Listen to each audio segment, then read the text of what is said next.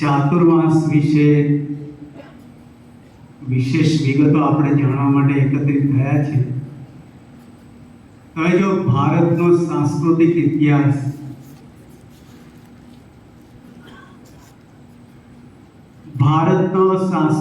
ઇતિહાસ એ કોઈ પાનાઓની અંદર લખાયો નથી, પરંતુ પંચાંગની અંદર ઉજવાઈ રહેલા ઉત્સવોની અંદર જીવંત રૂપે આપણને દેખાય છે.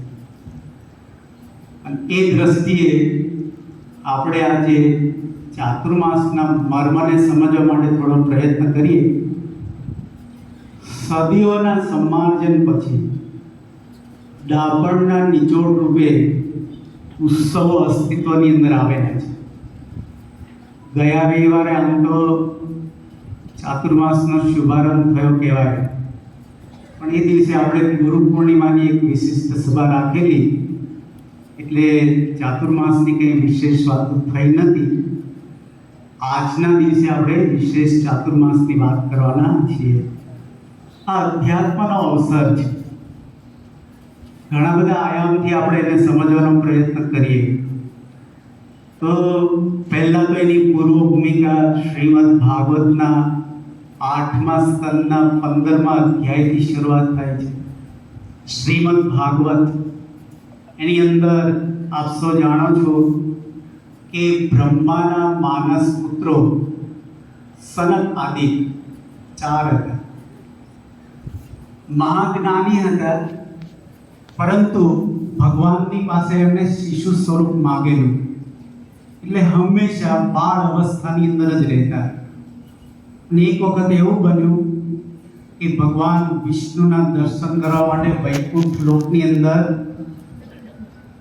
ગયા, અને ત્યાં જય અને વિજય ભગવાનના પાર્ષદો છે, દ્વારપાળ, એમણે આ બ્રાહ્મણ બટુને એટલે કે બ્રહ્માના પુત્રોને રોક્યા. કારણ કે એ તો શિશુ અવસ્થામાં એટલે નિર્વસ્ત્ર અવસ્થાની અંદર ફરતા. એટલે દ્વારપાળે રોક્યા કે ઉભા રહો ભાઈ, ક્યાં જાઓ છો? પેલા કે ક્યાં જઈએ છીએ? એટલે ભગવાન વિષ્ણુના દર્શન કરવા માટે જઈએ છીએ. ભગવાન વિષ્ણુના દર્શન કરવા જાઓ એની ના નથી. આ રીતે નગ્ન અવસ્થાની અંદર એટલે મસ્કરી કરી. અને તમે જુઓ છો કે બ્રહ્મ તેજ, બ્રહ્માના માનસ પુત્રો એની મસ્તી કરી, કોઈ મસ્કરી કરી. તો શ્રીજી મહારાજે પણ અંત્યનો 22 અને સારંગના 14ના વચનામૃતની અંદર વાત કરી કે ભગવાનના ભક્તના દ્રોહ ન કરનારા ઉપર જેવા ભગવાન પુરાજિત થાય છે અને દુખાય છે, એવા બીજા કોઈ પાપે કરીને દુખાતા નથી. અને ત્યાં સંકાદિક અને જય વિજયની વાત કરી કે ધામમાંથી તો પડવાની રીત નથી. યદ ગત્વા ન નિવર્તન્તે તદ્ધામ પરમં મમ. એક વખત ત્યાં પહોંચી ગયા પછી પાછું પડવાની રીત નથી. પણ ભક્તનો અપરાધ કર્યો તો ધામમાંથી પડવાની રીત નહીં હોવા છતાં, ભગવાનના પાર્ષદ હોવા છતાં જય અને વિજય અધોગતિને પામ્યા, દેવલોકમાંથી અસુર યોનિને પામ્યા, 3 જન્મ લેવા પડ્યા. એ વાત શ્રીમદ ભાગવતની અંદર આપી. ભગવાને પછી જરા શાંતિ કરી કે ભાઈ મારા સેવકોની ભૂલ મારી જ ભૂલ કહેવાય, તમે શાંત થાઓ, અને તમે એને જે દંડ આપ્યો છે યોગ્ય જ છે. તો દ્વારપાળે કહે કે મહારાજ, અમે તમારી સેવા કરી, તમે જ અમને ઉપરથી દંડ અપાવો, અમારા માટે કંઈ તમે પક્ષ નહીં રાખો. ભગવાન કે તમારું બી રાખીએ છીએ, તમારા ઉદ્ધાર માટે તમે 3 જન્મ ઊંચા અવતાર લઈશ. અને ભારતના અવતારોની અંદર આપ જુઓ છો, જય અને વિજયના ઉદ્ધાર માટે ભગવાન 4 વખત આવ્યા. એમાં પહેલો એમનો જે અવતાર થયો, જય અને વિજય હિરણાક્ષ અને હિરણ્યકશિપુ રૂપે આવ્યા અસુર યોનિની અંદર. એના ઉદ્ધાર માટે ભગવાને સ્પેશિયલ 2 અવતાર, એક માટે એક વરાહ અવતાર અને બીજો ઋષિ અવતાર. ત્યાં સુધીની કથા તો લગભગ તમે ભાગવત સાંભળો છે એની અંદર આવે છે. હવે પછી તમે જુઓ, હિરણ્યકશિપુ એનો દીકરો પ્રહલાદ,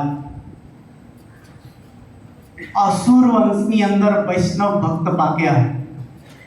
ભાગવતની અંદર જરા જુદી રીતે લખ્યું છે, પણ આપણે એમ સમજીએ બાવળિયાના વનની અંદર ચંદનનું ઝાડ પાક્યું.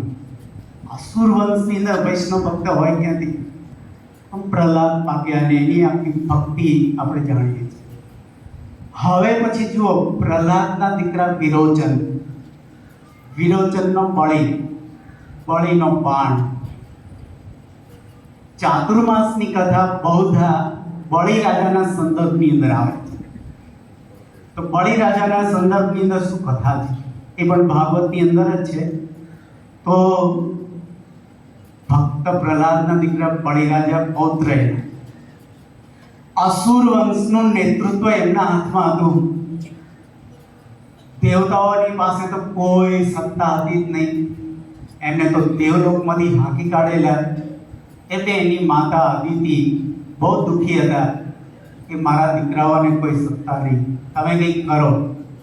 કશ્યપ ઋષિને વાત કરી. કશ્યપ ઋષિએ વાત કરી કે અત્યારે સમય સંજોગ અસુરના પક્ષમાં છે, માટે ધીરજ રાખીને બેસી રહો.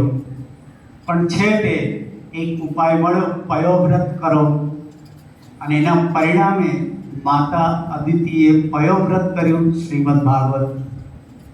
અને એના પરિણામે એમને ત્યાં ભગવાન વામન પ્રગટ થયા. એ પણ તમે કથા જાણો છો. વામન ભગવાન દેવતાઓનો હિત કરવા માટે વામન સ્વરૂપ ધારણ કર્યું. એનું આખું વર્ણન કરવાનો સમય નથી, પણ વામન ભગવાન હવે બળીના દરવાજે આવ્યા છે. બળી રાજા અહીંયા દક્ષિણ ગુજરાતની અંદર ભૃગુ કચ્છ, આજનું ભરૂચ, ભાગવતની અંદર નામ પણ આપેલું છે નર્મદાના કાંઠે. ત્યાં 99 યજ્ઞ સમાપ્ત કરીને 100મો યજ્ઞની શરૂઆત કરી રહ્યા.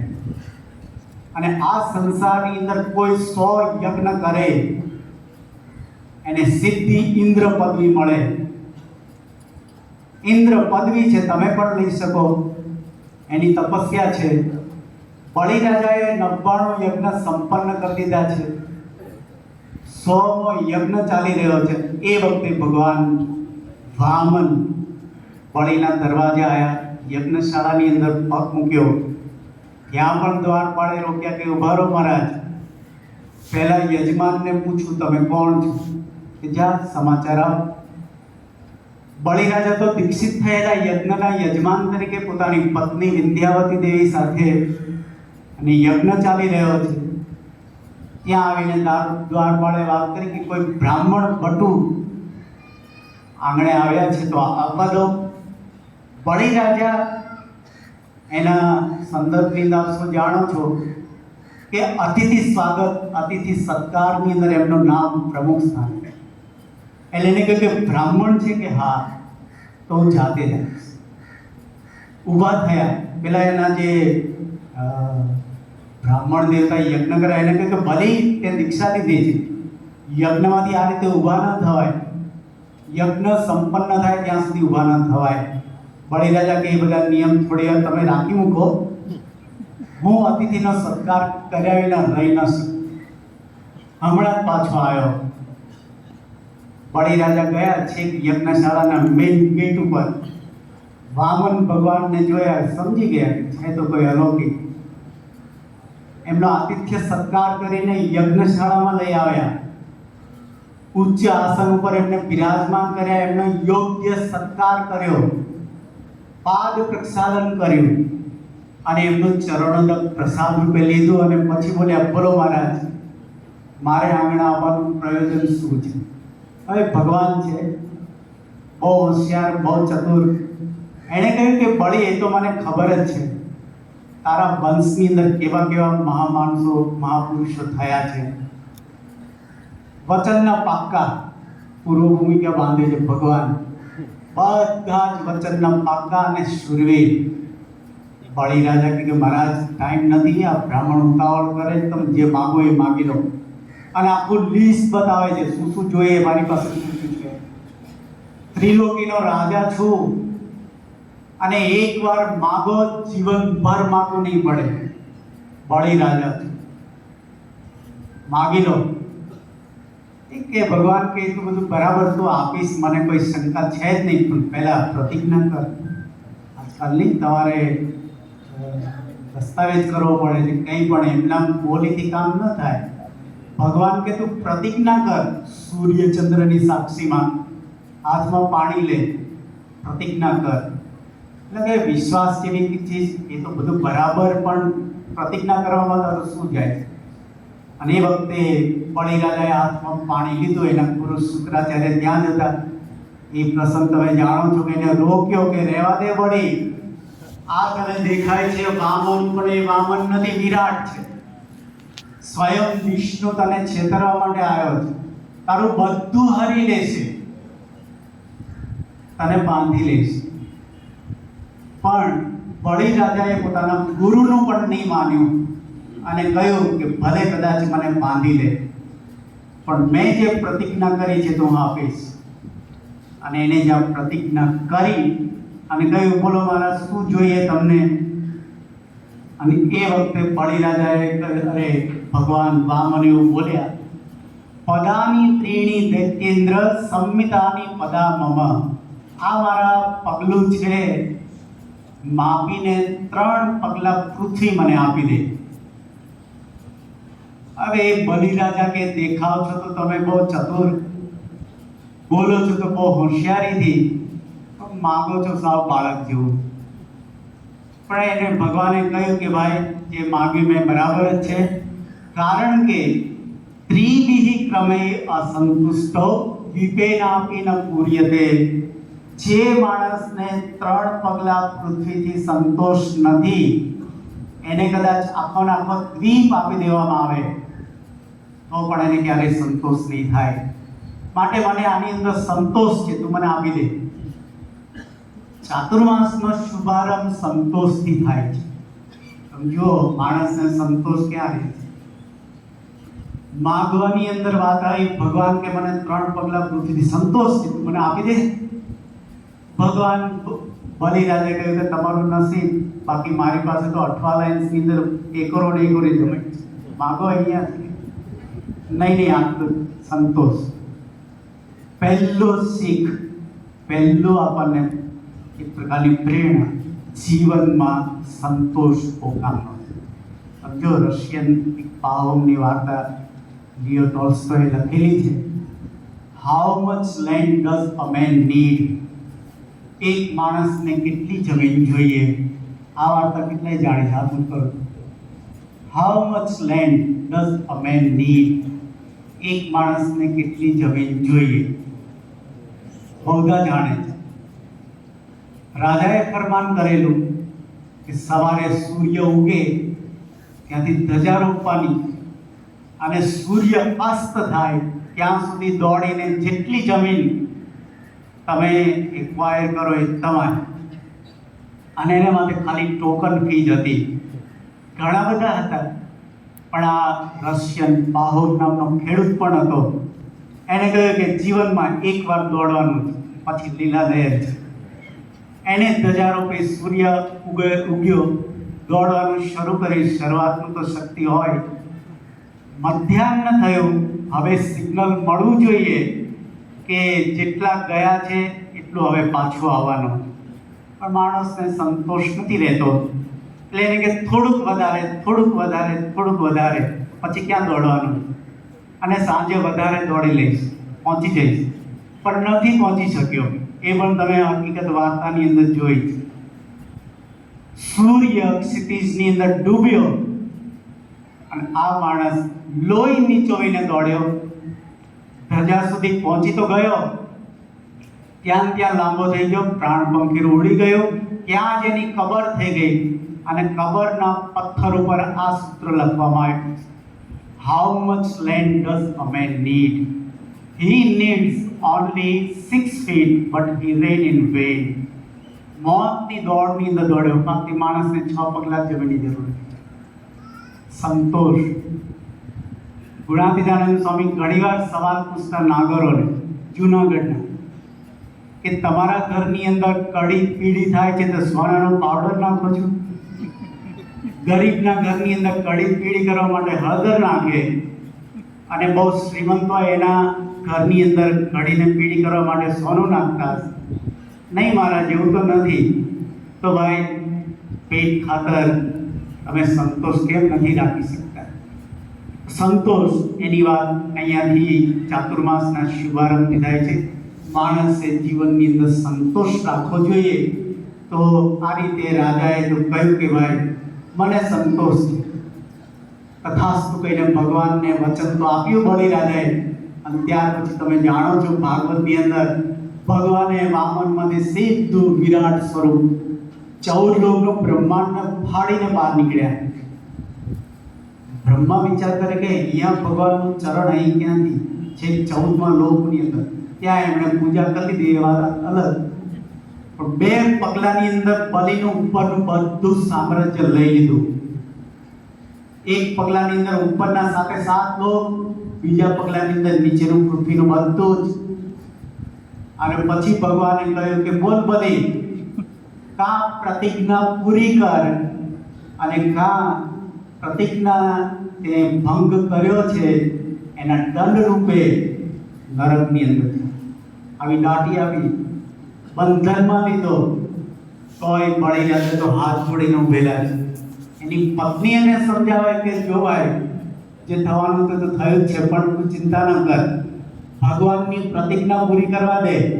પણ હવે મારી પાસે કંઈ નથી.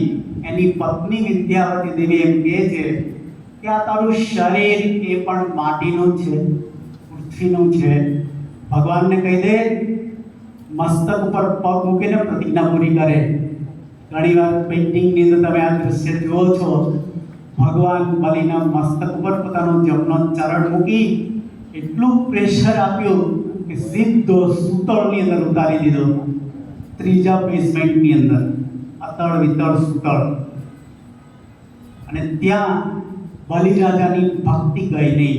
પ્રથમ 61નું વચનામૃત શ્રીજી મહારાજે આની નોંધ લીધી છે. ત્યાં પણ બલિની ભક્તિ ભગવાન પ્રત્યે ગઈ નહીં. એટલે આપણે કહે ચીટિંગ ચીટિંગ ચીટિંગ, છેતર્યો મને. કોઈ ભગવાનની ફરિયાદ બલિએ ન કરી. ત્યાં પણ એમ કહે છે કે ભગવાનના ચરણ ચાટવા લાગ્યા પોતાની જીભે કરીને. ભગવાન કહે છે બળી આ શું કરે છે? અરે મહારાજ, મારો તો હું તો અસુર વંશની અંદર ઉત્પન્ન થયો છું. આ મારા માથાના વાળ એ તો સોયા જેવા કઠોર, અને તમારા ચરણ એ તો કમળ જેવા કોમળ. એટલે તમને કદાચ ચરણની અંદર મારા વાળ વાગ્યા હશે. એવી ભક્તિ એની. ભગવાન એની આ ભક્તિથી ખુશ થઈ ગયા. બલિરાજાનો વારો આવ્યો. એમના નહીં માગું, પ્રતિજ્ઞા હોય તમે બી કરો. ભગવાન કે વિશ્વાસ રાખ, ટ્રસ્ટ મી, તું જે માંગી છે આપીશ. બલિરાજાએ કહ્યું કે આમ તો મારા પાવડાના જોરથી ધારું તો ત્રિલોકી પાછી લઈ લઉં, પણ એ મારે જોઈતી નથી. ત્રિલોકીનું રાજ્ય મને જોઈતું નથી. તમે જો વચનબદ્ધ થયા હો તો હવે કાયમ માટે મારા દરવાજે ઊભા રહો. આવતા જતા મારી દ્રષ્ટિ તમારી ઉપર પડે, એટલે હવે તમે પણ હવે અહીંયા જ રહો. વચન તો ભગવાનની પાડવું તો પડે જ. આજે પણ બલિના દરવાજે ભગવાન ઉભેલા છે. શ્રીજી મહારાજે લખ્યું કે ભગવાને તો બલિને ક્ષણ માત્ર બાંધેલો, થોડીક વાર માટે. ભગવાન ભક્તની ભક્તિએ કરીને આજ પર્યંત બંધાયેલા છે ચાતુર્માસ. શું કહેવાય? 4 મહિના સુધી ભગવાન ત્યાં રહ્યા છે. લક્ષ્મીજી વિચાર કરે ગયા ક્યાં? હવે એ વખતે તો મોબાઈલ તો હતા નહીં, પણ એક છૂટો મોબાઈલ હતો. ફરતો મોબાઈલ કહેવાય આમ જોઈએ તો. બધે સિગ્નલ મળે ને 80 મીટર નીચે બી મળે ને સિગ્નલ. 3જા બેઝમેન્ટ સુધી એમના સિગ્નલ જાય એવો એક મોબાઈલ. ભગવાન નારદજી, લક્ષ્મીજીએ નારદને પૂછ્યું કે આ ક્યાં ગયા? ધ્યાન કરીને જોયું, ઓ એ તો સુતળમાં બલિના દરવાજે ઉભેલા છે. એમ કે હા, કે હવે ત્યાંથી લાવવાનો ઉપાય કઠિન છે, પણ હું કહું એમ કરો તો થાય. કોને ભાઈ? ભગવાન વિના તો અહીંયા રહેવું કઈ રીતના? આવે છે રક્ષાબંધન, ભગવાન નારદજીએ સૂચન આપ્યું, રાખડી લો, વળીને ભાઈ બનાવો, રાખડી બાંધો અને કે બેન માંગ, એ વખતે માંગી લો, આ દરવાણી છે ને આપી. અને એ પ્રમાણે પેલા લક્ષ્મીજી ઉપડ્યા ધમધમ, વળીના દ્વારા આવ્યા. વળી તો વિચાર કરે કે આવી મારે તો કોઈ બેન હતી નહીં, આવી ક્યાંથી આ? અને કહ્યું કે ભાઈ આજે તો રાખડી બાંધવા આવી છું, કે બાંધી દે. બાંધી પછી કહ્યું કે બેનને આપવું તો પડે કે હા માં શું જોઈએ તને? કે બીજું તો કંઈ જોઈતું નથી, પણ આ દ્વારપાળ છે ને આપી દે. બહુ મોંઘો સોદો, બધું વેચીને લાવ્યો છે, એ તો નહીં આપું. અને છેવટે આપશો. એક લોક કથાઓમાં અંદર આવે છે, ઉપરના ત્રણેય દેવતાએ વારા પાડ્યા, 4 મહિનાઓના વારા, બધાએ ભાગ પડાયો. એની અંદર ભાગીદાર હોય તો રીત છે. 4 મહિના ભગવાન વિષ્ણુ, 4 મહિના ભગવાન શિવ, 4 મહિના ભગવાન બ્રહ્માજી બળીના દરવાજે ઊભા રહે છે. પરંતુ અષાઢ શુક્લ એકાદશીથી કાર્તિક શુક્લ એકાદશી સુધી, જરા યાદ રાખો, આ 4 મહિના ભગવાન વિષ્ણુ બળીના દરવાજે સૂતળની અંદર ઉભેલા છે. તો ભૂતળની અંદર રહેલા અથવા તો દેવલોકની અંદર રહેલા દેવતાઓ ભગવાન જલ્દી પાછા આવે એના માટે તપસ્યાઓ કરે. અને એ તપસ્યાનું આખું વ્રત એટલે ચાતુર્માસ. હવે જો ચોમાસાનો અર્થ પણ ચાતુર્માસ જ છે. ચોમાસ એટલે 4 માસ એટલે ચતુર્માસ. 4 મહિના ભક્તિ કરવાની રીત આપણને ભગવાને શીખવેલી છે. તો એ આપણને આખી રીત સમજાવવામાં આવી. તો બળીના દરવાજે ભગવાન 4 મહિના સુધી રહ્યા છે.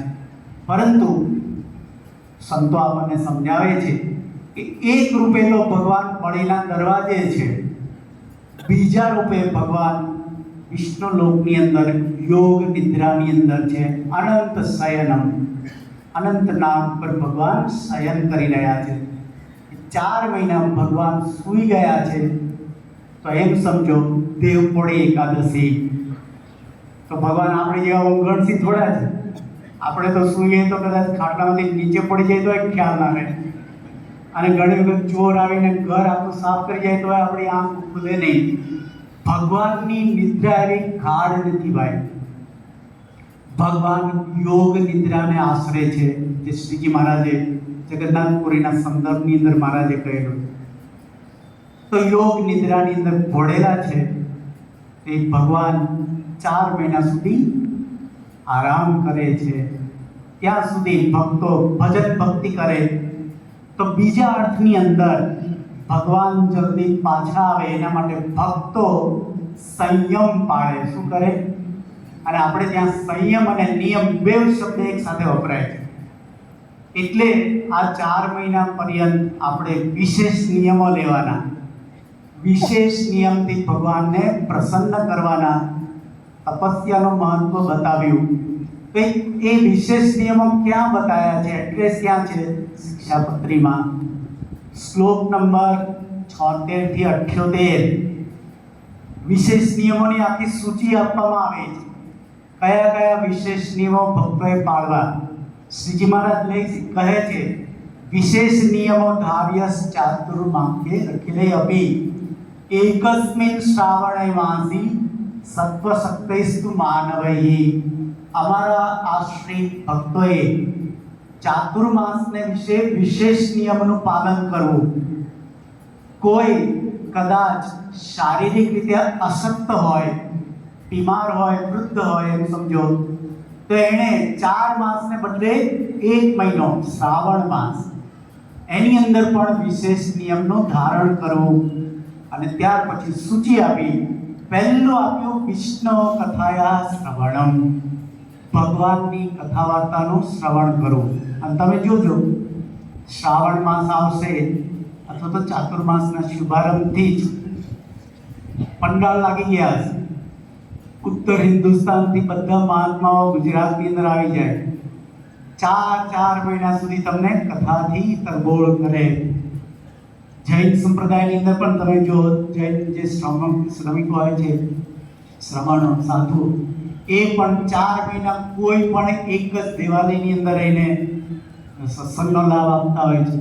4 મહિના કોઈ પ્રવાસ ન કરે અને એ વખતે વિશેષ કોઈ શુભ કામ ન થાય. એ બીજું લખી લો, કોઈ શુભ કામ 4 મહિના સુધી થતા નથી. જ્યાં સુધી ભગવાન જાગે નહીં ત્યાં સુધી કોઈ શુભ કામ ન થાય. બધું જ ભગવાનને એકાદશી આવે, કાર્તિક શુક્લ એકાદશી, ત્યાર પછી જ શુભારંભ થાય શુભ કાર્યનો. તો ત્યાં સુધી ફક્ત ભક્તિ જ કરવાની ચાતુર્માસની એક વિશિષ્ટતા છે. તો આ ભક્તિનું પર્વ છે. તો મેં તમને વાત કરી કે આ વિશેષ નિયમો લેવાના. વિષ્ણુ કથાયા શ્રવણમ પહેલો નિયમ. પછી લખ્યું વાંચનમ, સદગ્રંથનું વાંચન. સમય રહે તો તમને એક એક સમજાવું. સદગ્રંથોનું વાંચન. ત્યાર પછી લખ્યું ગુણ કીર્તનમ, ભગવાનના ગુણોનું કીર્તન, એટલે કે કીર્તન આરાધના કરવી. જે રીતે ભાવે તે આપણને જરૂરી નથી કે તમે હરિવંદન સ્વામી જેવું સુરમાં જ ગાઓ. તમારી રીતે ગાઈને પણ ભગવાનને પ્રસન્ન કરી શકો. ગુણ કીર્તનમ બે રીતે સમજવાનું, ભગવાનના ગુણોનું કીર્તન અથવા ભક્તોના ગુણોનું કીર્તન. એ પણ એક વિશેષ નિયમ છે. પછી લખ્યું મહાપૂજા. આપણા સંપ્રદાયની અંદર તો આ મહાપૂજા થાય છે. પંચોપચાર, ષોડશોપચાર, રાજોપચાર, એનાથી આખી મહાપૂજાની એક વિધિ થતી હોય છે. તો વિશેષ નિયમ તરીકે આપણે ત્યાં મહાપૂજા થાય. ઘણીવાર પ્રાસંગિક મહાપૂજા તમે કરાવો છો, પણ ચાતુર્માસને વિશે વિશેષ મહાપૂજા એ જરા બધાને ત્યાં અનુકૂળ નથી. તો પ્રભુ ચરણ સાહેબને વિનંતી કરી આ સભા મંડપની અંદર 4 મહિનાની અંદર એક રવિવાર આખી મહાપૂજા કરો. બધાનો નિયમ મહાપૂજા, મંત્ર જાપ અથવા મંત્ર જપ. આપણા માટે સ્વામિનારાયણ મંત્ર જાપ. તમને આશ્ચર્ય થશે, મારા એક મિત્ર છે હ્યુસ્ટનની અંદર, પૂજ્ય પ્રયાગરાજ સ્વામી, પૂજારી સ્વામી છે. અમે મુંબઈમાં સાથે હતા. અત્યારે ત્યાં મુંબઈની અંદર હ્યુસ્ટન અમેરિકા ત્યાં પૂજારી તરીકે. તમે જાણો છો કે પૂજારીનો તો મિનિટનો કાર્યક્રમ હોય. ભગવાનની સેવાની અંદર જવાનું હોય તો એક મિનિટનો કાર્યક્રમ હોય. પણ આજે પ્રયાગરાજ સ્વામીનો મને ખ્યાલ છે 2009ની સાલથી, બધા હરિભક્તો સાંભળે, 2009ની સાલ 20મી ડિસેમ્બર એ દિવસે એને નિયમ લીધેલો છે રોજ 200 માળા ફેરવે. કેટલો સમય જાય? 3.5 કલાક. માળા તો આપણે ફેરવીએ છીએ ભાઈ, ચકલીના માળા અને કાગડાના માળા. એ નહીં, ભગવાનની માળા મંત્રના અનુસંધાન સાથે. અને આજે જ મને એને મેસેજ મોકલ્યો. મેં પૂછ્યું તમે કેવી રીતે માળા કરો? મારે આજે સભામાં કહેવાનું છે તો હું તમારી વાત કરીશ.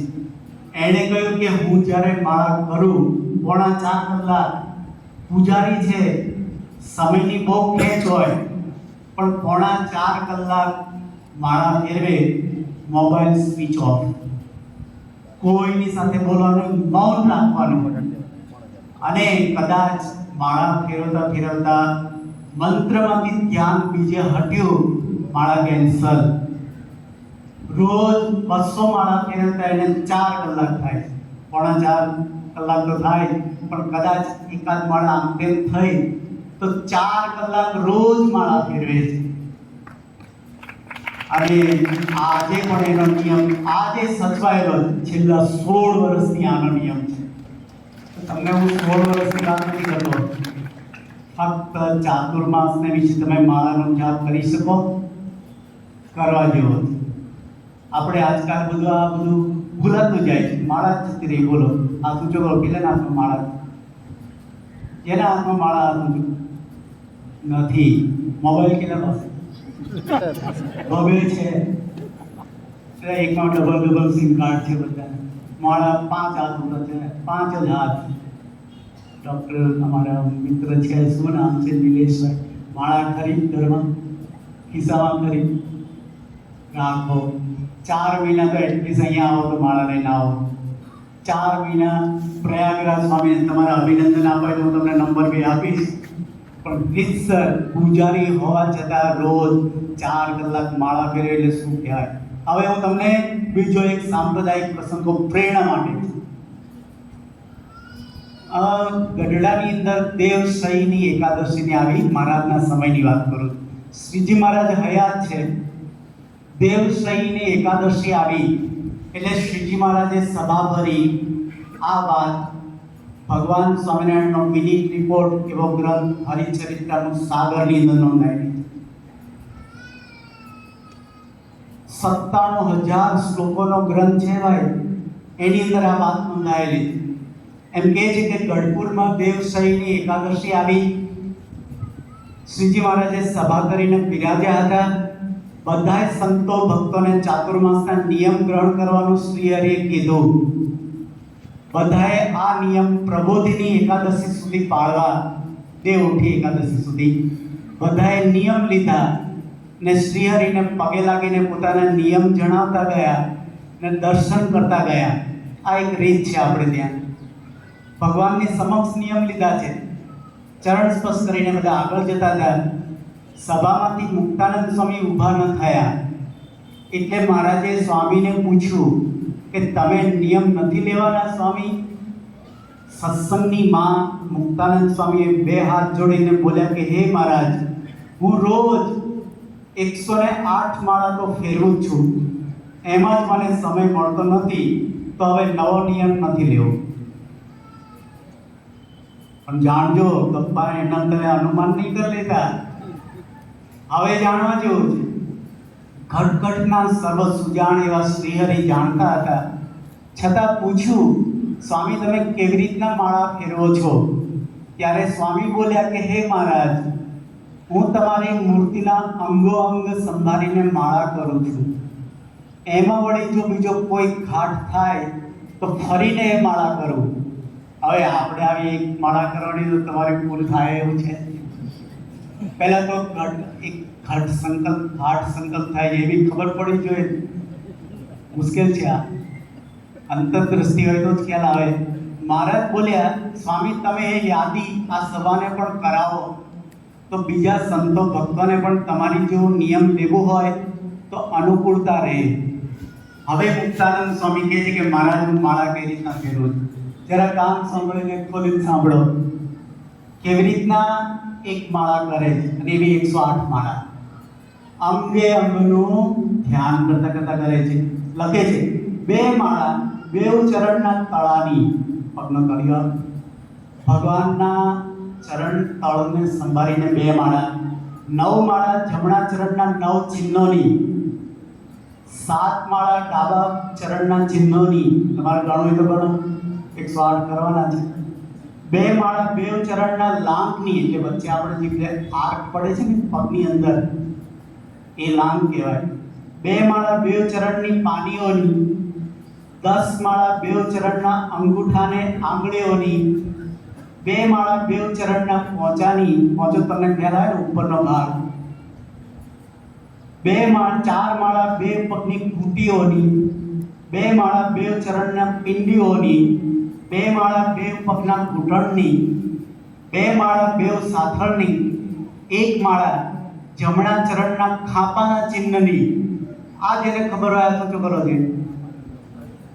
ખાપો શું છે નથી ખબર, હજુ કેટલાય નથી ખબર, એટલે સત્સંગ શિક્ષણ પરીક્ષા આપવાની છે. ખાપો શું છે નહીં તો તમે વચનામૃત વાંચો, એમાં પણ મહારાજે કહ્યું બાળપણની અંદર ઘનશ્યામ મિત્રો સાથે રમતા હતા અને એમના સાથળની અંદર ખાપો વાગી ગયેલો, ઝાડની સુકાયેલી ડાળી, એનું ચિહ્ન છેક સુધી રહેલું. તો કહે છે કે 1 માળા જમણા ચરણના ખાપાના ચિહ્નની, 1 માળા પિતાંબરવાળા ઘસારા કેળની. સંતો ધોતી પહેરે ને તો એનો ઘસારો પડી ગયો હોય છે, ખ્યાલ આવે છે ને?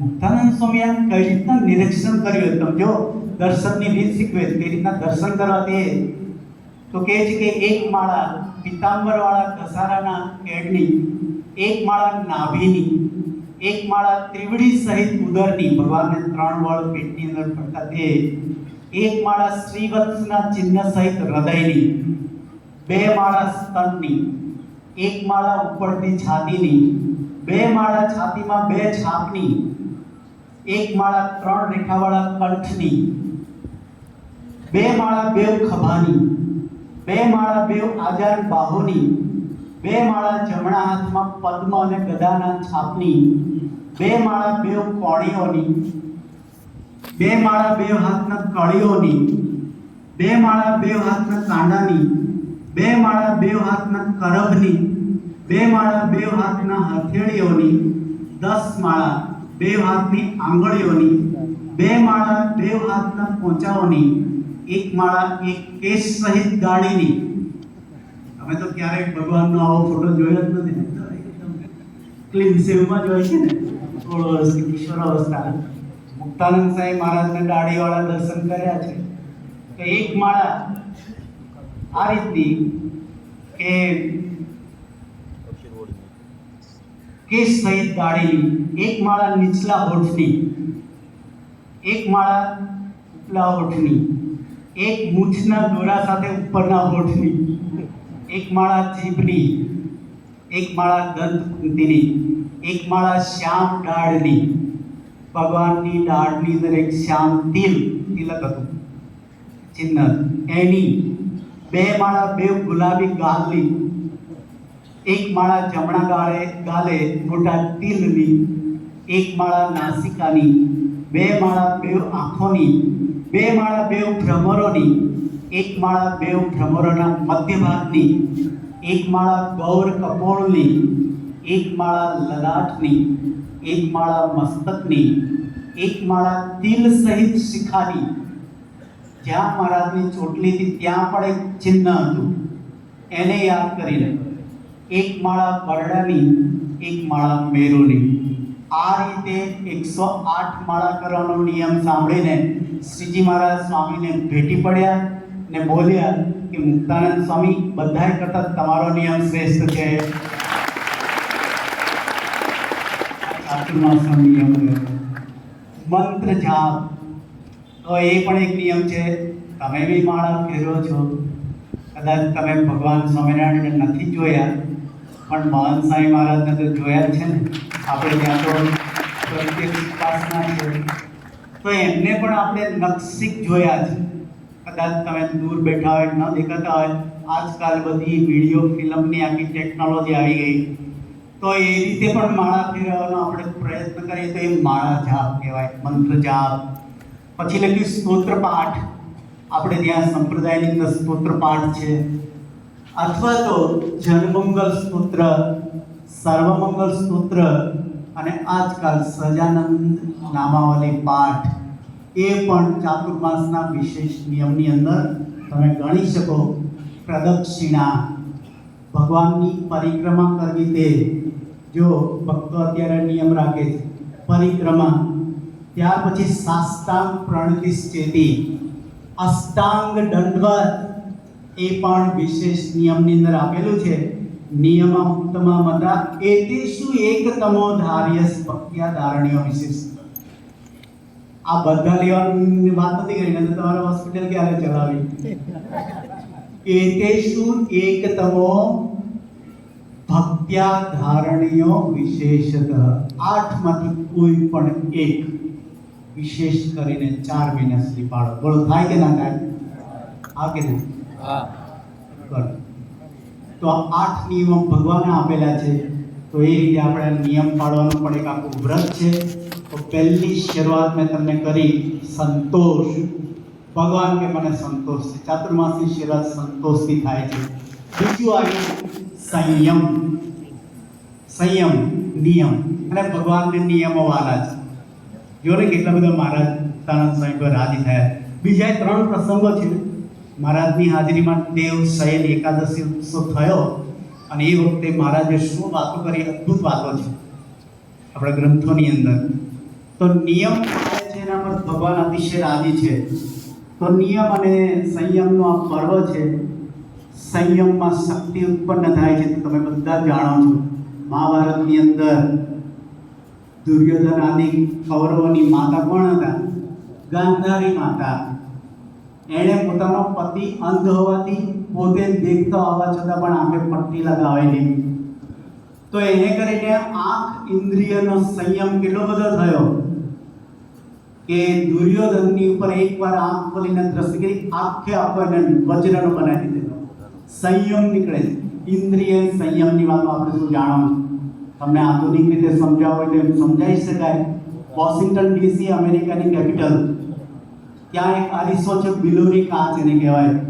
36 ઇંચ ડાયામીટરનો આ કાચ છે. પણ તમે જાણો છો બિલોરી કાચની વિશેષતા?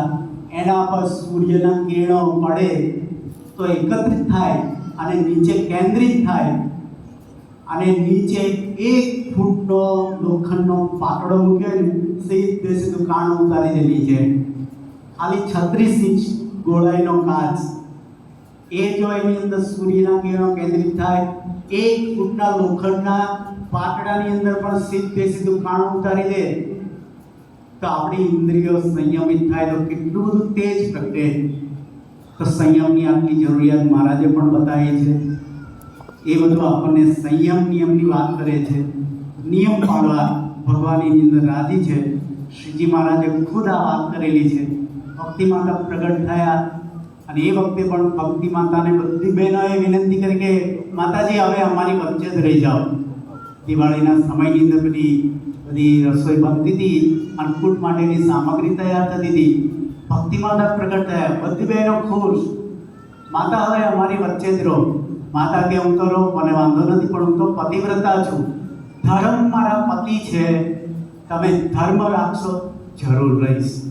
અને ધર્મ સહિત ભક્તિ હોય ત્યાં ભગવાન જવાના ક્યાં? એ એનો પુત્ર છે. ધર્મે સહિત ભક્તિ કરવી એ તો શિક્ષાપત્રીની અંદર 2 વાર મને કોઈ નિયમ રિપીટ નથી કર્યા કે આ નિયમ 2 વાર કરેલો. ધર્મેણ સહિત કૃષ્ણ ભક્તિ કાર્ય ઇતિ તંત્ર. ધર્મે સહિત ભક્તિ કરવી તો સંયમ નિયમનું પર્વ છે. શ્રીજી મહારાજે નિષ્કળાંક સ્વામીની કલમે આ વાત મંગાવી. ધર્મ અમને છે બહુ વાલો રે, એમાં કહે છે ધર્મનો લાલો રે. કોણ કહે છે? ભગવાન. ધર્મ અમને બહુ વાલા છે. ધર્મ વાળા સાથે તમારે રે, એમાં વાલો કહે છે વારે વારે રે. અધર્મી સાથે મારે અદેખાય રે, રે છે રાત દિવસ મન માઈ રે. અધર્મી જનની જેહ ભક્તિ રે, નથી ગમતી મુને જોરતી રે. એના હાથનું અન્ન ન ભાવે રે, મર બહુ સારું કરી લાવે રે. અધર્મના હાથનું જે પાણી રે, નથી પીતા તે અશુદ્ધ જાણી રે. ભગવાનનો અભિપ્રાય. મહારાજ કે મને ધર્મ બહુ વાલો છે. ધર્મ પાળશો તો તમને 7 દકાળે જેવું મહાન કષ્ટ આવશે, એમાંથી પણ તમને ઉગાડીશું. પણ જો અમે બાંધેલી ધર્મ નિયમની મર્યાદા લોપશો તો મારે ને તમારે કોઈ લેણા દેણા નથી. ક્યાં લખ્યું?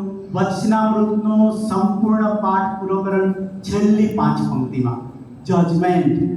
આખું વચનામૃત પૂરું કરી દો, છેલ્લું પાનું ખોલો, છેલ્લી 5 લાઈન.